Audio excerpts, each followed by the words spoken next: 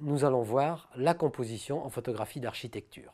Parmi les différents styles, le formalisme, qui est en fait la considération exclusive de la forme, une doctrine selon laquelle les formes artistiques se suffisent à elles-mêmes, le formalisme est sans doute celui qui est le plus représenté dans la photographie d'architecture. Il s'appuie sur une composition rigoureuse, une représentation fidèle, ce qui n'interdit nullement d'ailleurs une composition esthétique.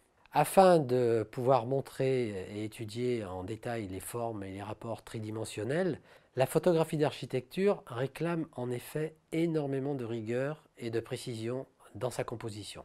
Pour autant, la composition graphique ou la mise en place d'éléments composant l'image ne doit pas être rigide. Elle nécessite une bonne part d'intuition et relève d'ailleurs souvent du talent du photographe et de sa faculté à savoir naturellement organiser et proportionner les éléments composant son image. Avant d'aborder la composition en photographie d'architecture, je vous propose de faire un rappel sur la notion de perspective.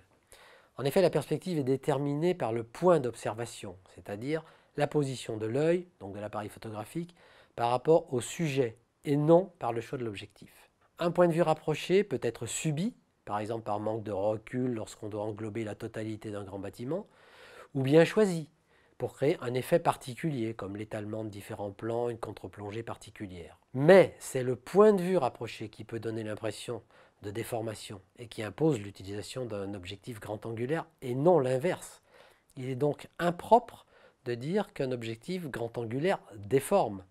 Un objectif grand angulaire déforme, entre guillemets, parce qu'il permet de s'approcher du sujet tout en le cadrant en son entier. Dans cet exemple, le bâtiment, donc la tour qu'on voit au loin, a été photographié alternativement avec un petit téléobjectif de 90 mm, puis avec un objectif de focale normale de 45 mm, et enfin un objectif grand angle de 24 mm. Et en recadrant, les trois photographies ont exactement la même perspective et peuvent se superposer. En conclusion, ce n'est pas l'objectif qui crée la perspective, mais bien le point de vue que l'on a choisi. A l'inverse, dans l'exemple suivant, le cadrage a été respecté en rapprochant puis en éloignant le point de vue, donc l'appareil de photo. Les perspectives sont radicalement différentes. Cette photographie a été réalisée avec un objectif grand angle de 24 mm et la suivante avec un objectif de 45 mm. En conservant le même cadrage, mais en rapprochant le point de vue, le volume occupé par le bâtiment est sensiblement le même dans les deux photographies, dans les deux images.